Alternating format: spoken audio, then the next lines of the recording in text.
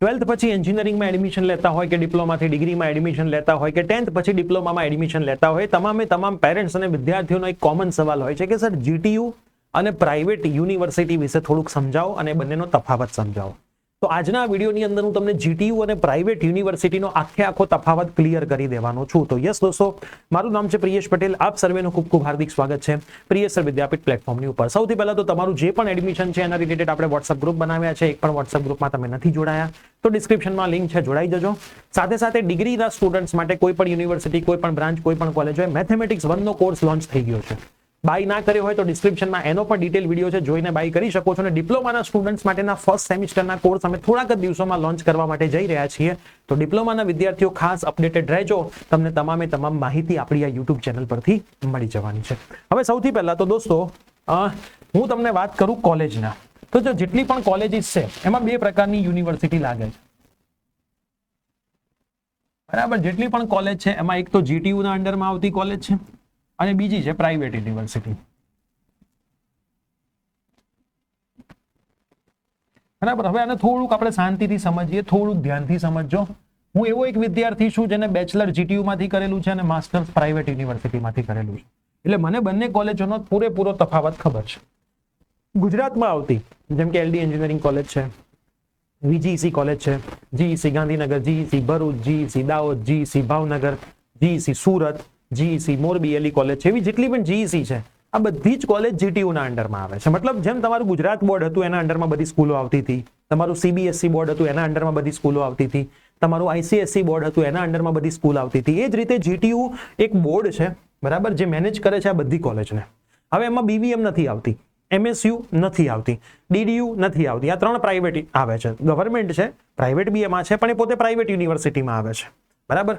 બાકીની જેટલી પણ જીઈસી છે અથવા તો ઘણી બધી પ્રાઇવેટ કોલેજીસ પણ છે, બરાબર, એ હજી જીટીયુ ના અંડરમાં આવે છે. જેમ કે રાજકોટ છે તો વીવીપી જીટીયુ ના અંડરમાં આવે છે, અમદાવાદ છે એસએસઆઈટી એ જીટીયુ ના અંડરમાં આવે છે, ન્યૂ એલજે, એલજે નહીં હો, ખાસ એલજે નહીં, ન્યૂ એલજે જે સરખેજ ઉપર પહેલા જ આવી જાય છે, બરાબર, એ જીટીયુ ના અંડરમાં આવે છે. હું અમદાવાદ ગાંધીનગરની વાત કરું છું, બરાબર. એવી રીતે ઘણી બધી કોલેજીસ છે જે જીટીયુ ના અંડરમાં છે, બરાબર. સુરતમાં શાસિત કોલેજ છે એ જીટીયુ ના અંડરમાં છે.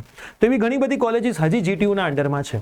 જે જીટીયુ ના અંડરમાં હશે એ બધી એઆઈસીટીઈ અપ્રૂવ્ડ હશે અને યુજીસી અપ્રૂવ્ડ હશે.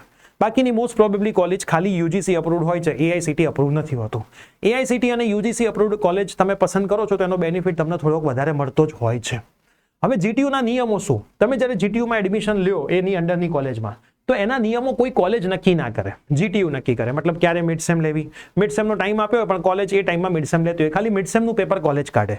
બાકી યુનિવર્સિટીનું પેપર, માની લો મેથેમેટિક્સ 1 નું પેપર 1 એપ્રિલે છે તો આખા ગુજરાતમાં એ પહેલું પેપર મેથ્સનું 1 એપ્રિલે જ હોય, કોઈ પણ બ્રાન્ચ હોય, કોઈ પણ કોલેજ હોય. મતલબ ફિક્સ, જેમ ફિઝિક્સનું પેપર 1 જ તારીખે આખા ગુજરાતમાં બધી સ્કૂલમાં હતું, એમ જીટીયુના અંડરમાં જેટલી પણ કોલેજ આવે એનું ફિક્સ એ જ દિવસે ફર્સ્ટ સેમનું પેપર હોય, સેકન્ડ સેમ હોય તો એ જ તારીખમાં હોય. જીટીયુમાં જે નિયમ લાગુ પડે બધી કોલેજ માટે લાગુ પડે. એક સર્ક્યુલર આવે, બધી કોલેજે ફોલો કરવાનો, બરાબર. જીટીયુના પેપર ક્યાંથી આવે કોઈને ખબર ના હોય. તમારી કોલેજ ભણાવે કે ના ભણાવે, પ્રી ડિફાઇન્ડ સિલેબસ હોય, એ જ સિલેબસની એક્ઝામ આવે, તમારે આપવી જ પડે. પેપર જીટીયુમાં જાય, ગમે તે ટીચર્સ પાસે ચેક કરવા જાય અને જીટીયુ રિઝલ્ટ આપે. મતલબ જીટીયુની અંદર તમે જ્યારે ભણો છો ત્યારે તમારે મહેનત કરવી પડે અને જે વિદ્યાર્થી મહેનત કરે ને એ જ આગળ સફળ થાય. હવે પ્રાઇવેટ જે યુનિવર્સિટી છે એમાં પ્રાઇવેટમાં હું તમને અમુક નામ આપી દઉં જે ખરેખર સારા છે. જેમ કે DAIICT સારી છે, નિરમા સારી છે, પીડીયુ સારી છે, દર્શન રાજકોટ સારી છે, બરાબર. અમુક પ્રાઇવેટ છે, જેમ DDU પ્રાઇવેટ છે, સારી છે, BVM MSU સારી છે. તો સારી કોલેજની હું વાત નથી કરતો, બરાબર. એ કોલેજને આપણે થોડીક સાઈડમાં મૂકી દઈએ. એના સિવાય ઘણી બધી ગુજરાતમાં પ્રાઇવેટ યુનિવર્સિટીઓ ઓપન થઈ ગઈ. કેમ પ્રાઇવેટ યુનિવર્સિટી બની એ પણ હું તમને સમજાવું. જ્યારે કોઈ પણ કોલેજ જીટીયુના અંડરમાં હોય, એઆઈસીટીના રૂલ્સને ફોલો કરતી હોય તો એમના નિયમ છે કે ભાઈ અમુક બ્રાન્ચમાં આનાથી વધારે તો સીટ તમે ખોલી શકો નહીં, લિમિટ છે. પણ જે લોકોને કોમ્પ્યુટર આઈટીમાં 600 સીટો, 700 સીટો, 1000 સીટો, 1800 સીટો, 1900 સીટો કરવી હતી, એ લોકો બધી જીટીયુના અંડરમાંથી નીકળી ગઈ અને એમણે પોતાની પ્રાઇવેટ યુનિવર્સિટી બનાવી અને આટલી બધી સીટ્સ વધારી દીધી. આટલી બધી સીટ્સ વધારવાના લીધે પ્રોબ્લેમ શું થયો, એમનું એઆઈસીટીનું અપ્રુવલ જતું રહ્યું, ખાલી યુજીસી અપ્રુવલ એમની પાસે રહ્યું. કેમ કે એઆઈસીટીના નિયમો ફોલો ના થાય એટલે એનું અપ્રુવલ જતું રહે. તો આવી જે પ્રાઇવેટ કોલેજો છે એને તો તમારે એવોઇડ જ કરવી જોઈએ. કેમ કે પ્રાઇવેટ જેટલી પણ યુનિવર્સિટી છે, પ્રાઇવેટ કોલેજ અને પ્રાઇવેટ યુનિવર્સિટીમાં બહુ ફરક છે. પ્રાઇવેટ કોલેજ જીટીયુના અંડરમાં આવે છે ઘણી બધી, બરાબર. પ્રાઇવેટ કોલેજ, પ્રાઇવેટ યુનિવર્સિટી પોતાની પણ હોય છે. તો જે પ્રાઇવેટ યુનિવર્સિટી છે જે પોતાની સર્ટિફિકેટ આપે છે એમના નિયમો શું છે, પોતાનો સિલેબસ, કોલેજમાંથી જ પેપર નીકળે, પેપર કોલેજમાં જ ચેક થાય, વિદ્યાર્થી એક્ઝામ કોલેજમાં જ આપવાની અને કોલેજ જ રિઝલ્ટ આપે. તો એમાં તમારું રિઝલ્ટ બહુ જ સારું આવવાના ચાન્સીસ બહુ જ વધારે છે. એમાં તમારા ફેલ થવાના ચાન્સીસ ઘણા જ ઓછા છે. કેમ કે ઘરમાં પેપર ચેક થાય, ઘરમાંથી જ પેપર નીકળે, ટીચર તમને આઈએમપી આપી દે. તો આમાં તમારે મહેનત ઓછી કરવી પડે, આમાં તમારે મહેનત વધારે કરવી પડે. પણ આમાં મેં પહેલા જ અમુક નામ આપી દીધા એ કોલેજોને છોડીને. બરાબર, એ કોલેજો તો બેસ્ટ જ છે, ભલે પ્રાઇવેટ યુનિવર્સિટી રહી પણ પોતપોતાની લેગસી જાળવી રાખી છે, પોતપોતાનું નામ બનાવી રાખ્યું છે. એટલે એ લોકો એ બધા ફંડામાં પડતા નથી. જ્યાં ફેલ થતા હોય ત્યાં ફેલ કરી જ દેતા હોય છે. તો હું જો કમ્પેરિઝન બંનેની કરું તો જે પ્રાઇવેટ યુનિવર્સિટી છે એમાં જે ટોપની છે એમાં તમે એડમિશન લઈ શકો. એના નીચે જ્યારે બી એડમિશન લેવું હોય તો ખાસ દરેકે દરેક વસ્તુ સમજીને વિચારીને એડમિશન લેવું જોઈએ. જીટીયુમાં એડમિશન લેવાનો બીજો એક બેનિફિટ એ પણ ક્યાંક આવતો હોય છે કે જ્યારે જીટીયુનું એડમિશન થયા પછી તમારો પ્લેસમેન્ટ ફેર થતો હોય છે વીજીઈસીમાં. એ પ્લેસમેન્ટ ફેરમાં જીટીયુના વિદ્યાર્થીઓ જ બેસી શકે છે. એમાં લખેલું જ હોય છે કે જેમણે જીટીયુમાંથી પોતાનું એન્જિનિયરિંગ કર્યું હોય એ જ વિદ્યાર્થી આ પ્લેસમેન્ટ ફેરની અંદર બેસો. તો તમને એનો બેનિફિટ પણ એઝ અ જીટીયુ સ્ટુડન્ટ્સ મળતો હોય છે. બાકી બંનેની ડિગ્રીની વેલ્યુ સેમ છે, બંનેની બહાર જાઓ તો તમારી વેલ્યુ સેમ છે, એ બધું સેમ છે. પણ સિરિયસલી ભણવું હોય, સિન્સિયર થઈને ભણવું હોય તો આ ઓપ્શન સારો છે. જલસા કરીને ભણવું હોય તો આ ઓપ્શન સારો છે.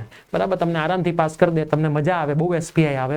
પણ 4 વર્ષ પછી ખબર પડે કે હારું કશું આ એસપીઆઈ કંઈ કામના નથી. જોબ લેવા જઈએ છીએ તો કોઈ જોબ આપતું નથી. તો આ રહ્યો સિમ્પલ સાદો ડિફરન્સ. હવે તમારે નક્કી કરવાનું છે કે તમારે કઈ જગ્યાએથી ભણવું છે. બરાબર, અને આ બધું છોડી દો. સિમ્પલ ભાષામાં સમજાવું, DAIICT, નિરમા, PDPU, આ 3 અમદાવાદની college, DDU, BVM, MSU, IIT Ram, દર્શન, આટલી બધી કોલેજ જે પ્રાઇવેટ યુનિવર્સિટી છે એમાં તમને મળતું હોય તો તમારે ભણાય. બાકી ગુજરાતની ગવર્મેન્ટ કોલેજોમાં જ ભણાય. ગવર્મેન્ટ કોલેજમાં ફીસ બચાવો, બહારથી કોર્સિસ કરો તો પણ 4 વર્ષ જે કોલેજો અમુક પ્રાઇવેટ ફીસ લે છે એના કરતાં ઓછામાં તમારું કામ પતે. અને છેલ્લે પ્લેસમેન્ટમાં તો નોલેજ, માર્ક્સ અને સ્કિલ જ જોવાય છે. કોલેજનો ટેગ તમને બહુ ક્યાંય કામ આવતો નથી જ્યારે તમે ઓફલાઈન કેમ્પસમાં બેસો છો ત્યારે. બરાબર, મેં આગળની જે વાત કરી કોલેજની એ બધાનો તો ટેગ પણ કામ આવે છે. પણ એના સિવાય કેમ કે એ કોલેજમાં તો ખાલી 5% વિદ્યાર્થી જવાના છે, બાકી 95% વિદ્યાર્થી નોર્મલમાં જ જવાના છે. ત્યારે કોઈ કોલેજનો ટેગ તમને ક્યાંય કામ આવતો નથી. એ લોકો તમારું કામ જોવે છે અને કામ હશે તો બધું જ થશે. ઠીક છે, તો મેક્સિમમ મિત્રોને આ વિડીયો શેર કરી દો.